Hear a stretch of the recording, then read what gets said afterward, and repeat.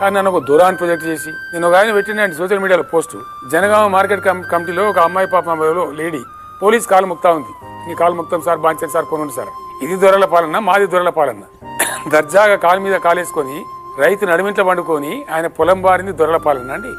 దేశంలో ప్రపంచంలో ఎక్కడ లేనటువంటి దళిత బంధు తెచ్చి 10 లక్షల రూపాయలు కూడా ఇచ్చినారండి. ఏ ముఖ్యమంత్రిని, ఏ రాష్ట్రమని ఇచ్చిందా? ఏ ప్రధానమంత్రిని ఇచ్చిండా? ఫేజ్డ్ మేనర్లో దళిత కుటుంబాలు ధనిక కుటుంబాలు కావాలని ఏ ముఖ్యమంత్రి ప్రయత్నం చేసిండా? మేము చేయలేదా? మేము 1100 గురుకులాలు పెట్టి లక్షల మంది విద్యార్థులకు ఉన్నత స్థాయి చదువులు చెప్పింది దొరపాలన్నా? పేద విద్యార్థులకు 20 లక్షల ఓవర్సీస్ స్కాలర్షిప్ ఇచ్చింది దొరపాలన్నా? వృద్ధులకు 2200 పెన్షన్ 2000 చేసిన దొరపాలన్నా? అన్నార్థులను ఆదుకున్న దొరపాలన్నా?